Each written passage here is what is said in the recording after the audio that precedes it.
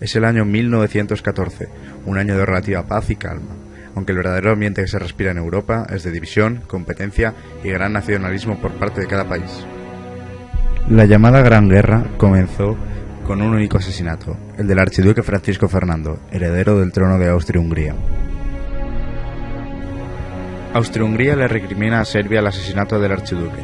Por ello, justo el día en que se cumple un mes de la tragedia, Austria, apoyada por sus aliados los alemanes, le declara la guerra a Serbia. Serbia pide ayuda a Rusia, la gran defensora de los países del este, y esta responde con la declaración de guerra a Austria. Automáticamente Alemania le declara la guerra a Rusia. Francia llama a la movilización, y automáticamente Alemania le declara la guerra a Francia, y viceversa.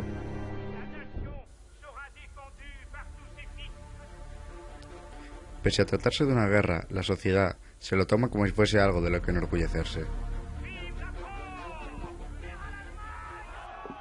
El patriotismo se hace más y más grande con el inicio de la guerra. Miles de jóvenes corren a alistarse para defender a su patria. Aunque se alistaron muchos, ninguno sabía realmente a qué infierno se dirigía. Muchos de ellos sí que volverían a casa, pero más serían los que se quedasen en el campo de batalla, o los que volviesen con alguna herida de por vida. Mientras tanto, el ejército alemán invadía Bélgica. El ejército belga, pequeño pero valeroso, asombró al mundo plantándole cara y frenando a los alemanes. Esto le hizo ganar tiempo a Francia para prepararse la guerra y una buena estrategia. La invasión de Bélgica por parte de los alemanes hizo replantearse al Reino Unido el hecho de entrar en la guerra. Así pues, el día 4 de agosto de 1914, Inglaterra le declaró la guerra a Alemania. Reino Unido apenas cuenta con un ejército de unos 800.000 efectivos, puesto que no existe el servicio militar obligatorio en este país. Aunque por otra parte, miles de voluntarios acuden en masa a alistarse a las filas del ejército británico. La gran mayoría están dispuestos a morir por su país, aunque todos los ejércitos, incluyendo Alemania y Austria-Hungría, piensan que la guerra durará poco, puesto que el patriotismo es tan extremo que se creen superiores al resto de países europeos.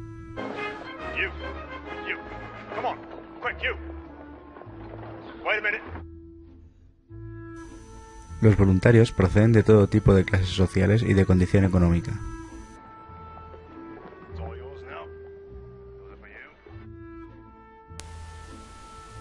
Y es a partir de aquí, a partir de agosto de 1914, cuando la guerra empieza a ser guerra y deja de ser mera palabrería. Los alemanes hacen retroceder a los franceses y ganan una buena cantidad de kilómetros, pero a partir de aquí la guerra se estancaría y se establecería la guerra de trincheras. La batalla del Marne es una batalla relevante, ya que en esta se disputa no solo el control del río Marne, sino también el control de la ciudad de París. Los franceses comienzan en esta batalla en desventaja, pero cuando todo parece estar perdido, ¡sorpresa!, aparecen los taxis parisinos requisados para llevar tropas al frente, y esto conlleva también un gran aumento de moral para los hombres que estaban luchando en el frente. 6 días más tarde, los alemanes se retirarán y el plan Schiffen fracasa. El general von Falkenhayn asume el mando del ejército alemán.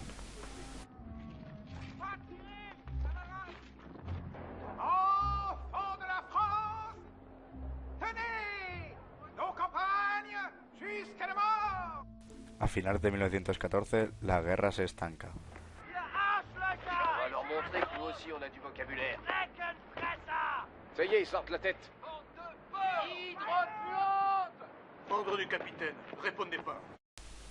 Poco a poco estos insultos se fueron convirtiendo en pequeños diálogos improvisados, y así fue como nacieron las pequeñas treguas de la Navidad de 1914.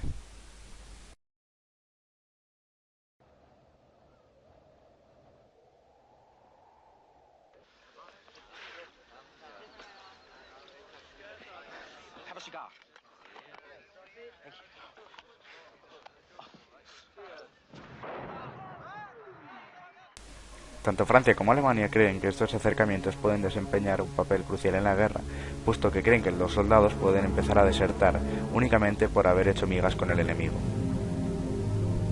Como solución, el general Joffre propone que cubran de alambre de espino la tierra de nadie. Los soldados se dan cuenta de lo dura que es la guerra, y que no es un paseo campestre como se lo habían vendido, sino que es una vida de barro, en la que comen, duermen y viven en el barro.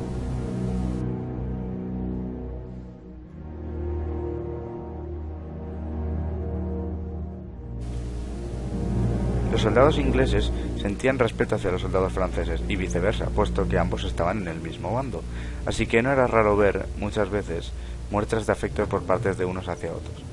Aquí, por ejemplo, tenemos una película que proyectaban los ingleses a los soldados franceses. Esta película tenía como propósito hacer una caricatura de la dura vida del soldado durante la Primera Guerra Mundial.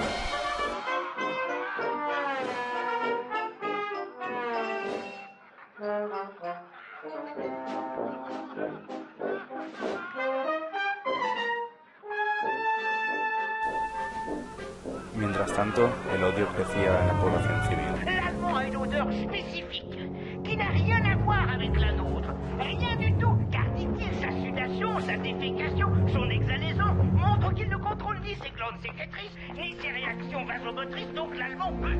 Il peut comme un butoir, oui, il peut. Truth, I tell you. The Germans do not act like us. Neither do they think like us, for they are not like us. Children of God, with God's help, you must kill the Germans, good or bad, young or old. Kill every one of them. En este momento la guerra está estancada, ni alemanes ni franceses consiguen avanzar, así que tanto unos como otros echan mano de su mejor recurso, la artillería.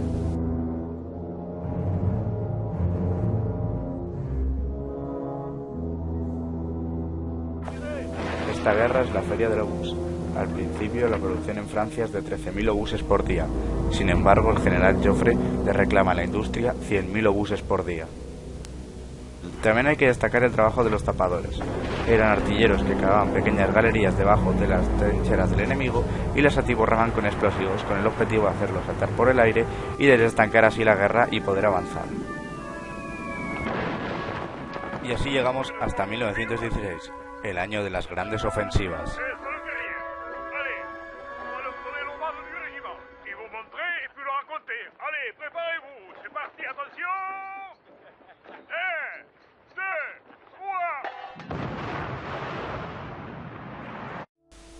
La batalla de Verdún fue la más larga de la Primera Guerra Mundial. En ella se enfrentaron los ejércitos alemán y francés entre el día 21 de febrero de 1916 y el 19 de diciembre, en el nordeste de Francia, en Verdún. Esta batalla se popularizó por la famosa frase pronunciada por el comandante francés Robert Nivelle, que decía «no pasarán». Los alemanes atacaron Verdún no solo por ser un punto estratégico, sino también para minar la moral del ejército francés. Paradójicamente, los alemanes no consiguieron su objetivo. No solo no lo consiguieron, sino que encima consiguieron el efecto contrario. Los franceses no se dieron por vencidos.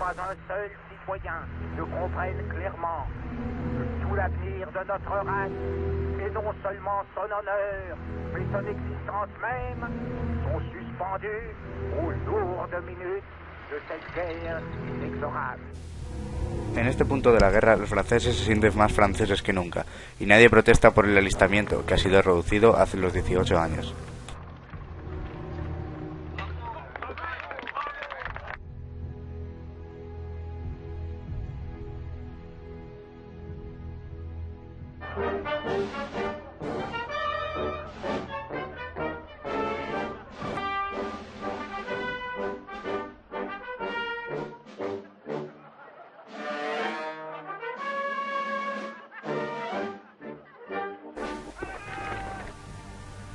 Tras 7 meses de resistencia en Verdún, los franceses deciden contraatacar con una contraofensiva a los alemanes.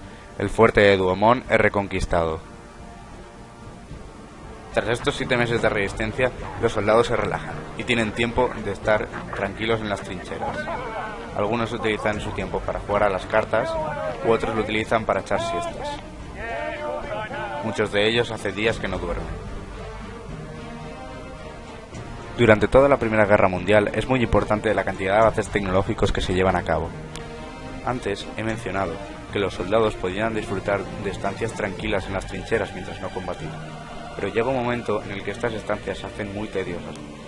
Así pues, los soldados se divertían lanzando granadas contra los soldados enemigos. Este era un juego muy peligroso, puesto que los soldados enemigos no se quedaban callados y hacían lo mismo que los soldados franceses. Siempre habían disputas entre los franceses porque alguien quería descansar y empezaba una guerra de granadas contra el enemigo.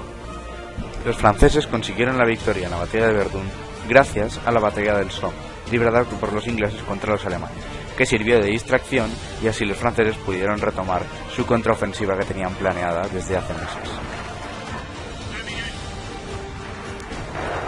1917 es un año duro, sobre todo para los franceses. En 1917 los soldados franceses empiezan a amotinarse. El motivo principal de estos motines es la falta de recursos que llegaban al frente y las malas condiciones de vida que tenían los franceses que combatían en primera línea.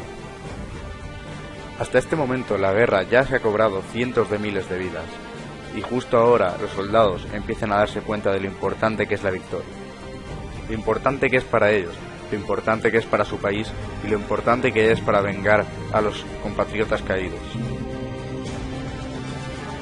En este momento, la victoria es prácticamente obligatoria. Un ideal llegado desde la retaguardia invade el campo de batalla. La Gran Guerra será la última de las últimas. La última gran de las grandes guerras. En su propio corazón, Europa llora. Ya han caído muchos por ella y no quiere que caigan más. Pero los soldados vengativos siguen con la guerra. También existe, aunque en menor número, la historia de los soldados que no soportaban más y se suicidan. 1917 es el año de la Revolución Rusa, así que Rusia firma la paz, deja las armas y se ocupa de sus asuntos internos. Esto equilibra la guerra por unos meses, ya que los austríacos y los alemanes dejan de lado el flanco oriental y se centran más en el flanco occidental, donde empiezan a llevar ataques a vida o muerte contra los franceses.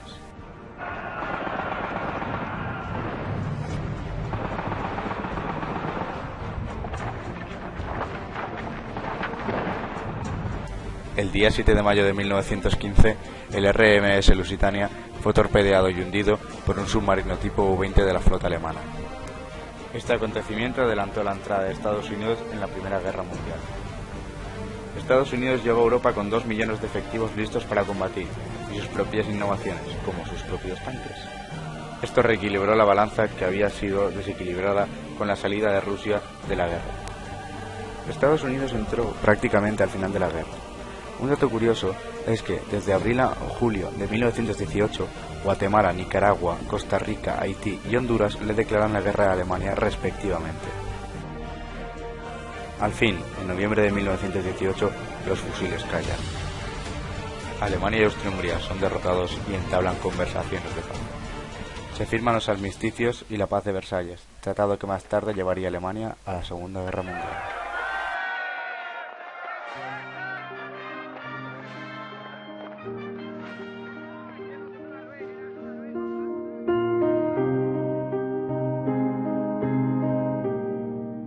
Y es que la guerra, tanto si has vencido como si has perdido, enloquece a los hombres. Hace ya mucho que sus cuerpos se tornaron polvo, pero no por ello debemos olvidarlos, ya que quien no olvida su historia está condenado a repetirla.